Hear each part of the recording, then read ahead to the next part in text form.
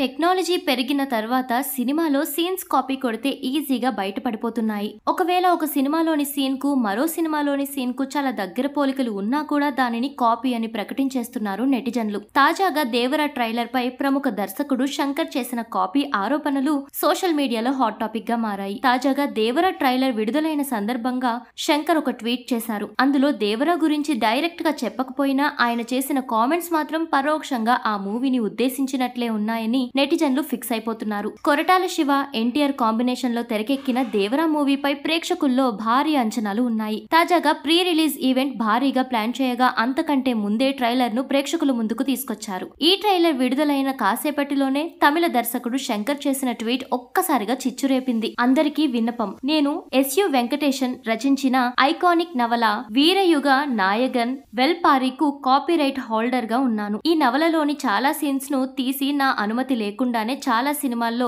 ఉపయోగించేస్తున్నారు అంటూ వాపోయాడు శంకర్. ఇటీవల విడుదలైన ఒక సినిమా ట్రైలర్ లో నవలలోని కీలక సీన్ ను చూసి చాలా బాధపడ్డాను. ఈ నవలలోని సీన్స్ ను సినిమాల్లో, వెబ్ సిరీస్ లో ఇంకా ఏ ఇతర మాధ్యమాల్లో కూడా ఉపయోగించకుండా ఉండాలని కోరుతున్నాను. క్రియేటర్స్ దగ్గర ఉన్న రైట్స్ ను గౌరవించండి. అధికారం లేకుండా సీన్స్ ను కాపీ కొట్టడం మానుకోండి, లేకపోతే చట్టపరమైన చర్యలు ఎదుర్కోవాల్సి ఉంటుంది అని వార్నింగ్ కూడా ఇచ్చారు శంకర్. దీంతో ఆయన అసలు ఏ మూవీ ట్రైలర్ గురించి మాట్లాడుతున్నారని నెటిజన్లు చర్చించుకోవడం మొదలుపెట్టారు. కొందరు అయితే ఆయన దేవరా గురించే మాట్లాడుతున్నారని, కాపీ కొట్టిన నవలలోని సీన్స్ ను డీకోడ్ కూడా చేయడానికి ప్రయత్నిస్తున్నారు. కొందరు నెటిజన్లు అయితే శంకర్ చేసిన ట్వీట్ కంగువా మూవీ గురించి అయ్యే ఛాన్స్ ఉందని అనుకుంటున్నారు. కానీ కంగువా ట్రైలర్ ఇంకా విడుదల కాలేదు. కేవలం టీజర్ మాత్రమే ప్రేక్షకుల ముందుకు వచ్చింది. దీంతో దేవరా గురించి శంకర్ అంత డైరెక్ట్ గా ట్వీట్ ఎలా చేయగలిగారు అని ఆశ్చర్యపోతున్నారు నెటిజన్లు. దర్శకుడు శంకర్ చాలా కాలం క్రితమే వీరయుగ నాయగన్ వెల్పారీ కాపీ రైట్స్ ను సొంతం చేసుకున్నారు. ఆ కథ ఆధారంగా ఒక భారీ బడ్జెట్ చిత్రాన్ని కూడా తెరకెక్కించాలనుకున్నాడు. కానీ ఆ ప్లాన్ వర్కౌట్ అవ్వలేదు.